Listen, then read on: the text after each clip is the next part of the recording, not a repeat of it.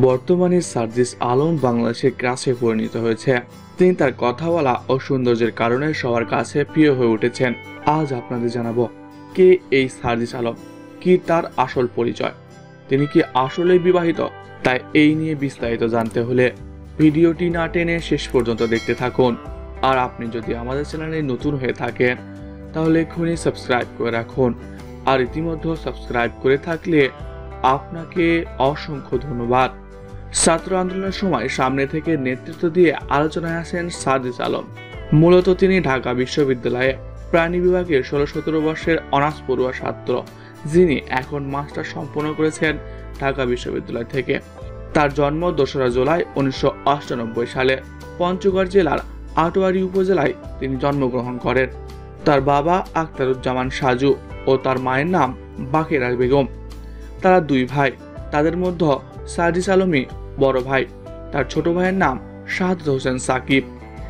ছাত্র আন্দোলনের সময় নেতৃত্ব দিয়ে সবার সামনে আসেন এই সমন্বয়ক। মূলত তিনি তার অগ্নিঝরা বক্তব্যের মাধ্যমে সবার কাছে প্রিয় হয়ে ওঠেন। এছাড়াও ডিবি কার্যালয়ে তার বিশেষ অঙ্গভঙ্গি দিয়ে সবার সামনে আসেন। এছাড়াও তিনি আরও বিশেষভাবে প্রতিভা জানান দিয়েছে।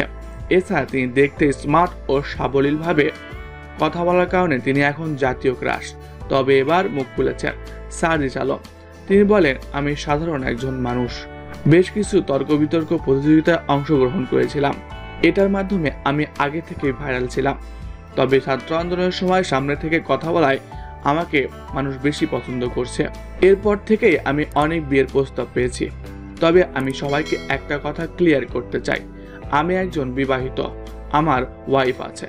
এটা হয়তো অনেকেই বিশ্বাস করতে পারছে না, তবে এটাই সত্য, আমি বিবাহিত। আমি অনেক আগেই বিয়ে করেছি এবং সেটা পারিবারিকভাবেই আমি বিবাহ করেছি।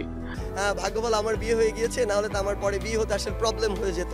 কারণ প্রিয় দর্শক, সার্জিস আলমকে আপনার কেমন লাগে লিখে জানিয়ে দিন আমাদের কমেন্ট বক্সে। এছাড়া সকল খবর সবার আগে পেতে হলে আমাদের চ্যানেলটি সাবস্ক্রাইব করতে ভুলবেন না। ধন্যবাদ সবাইকে।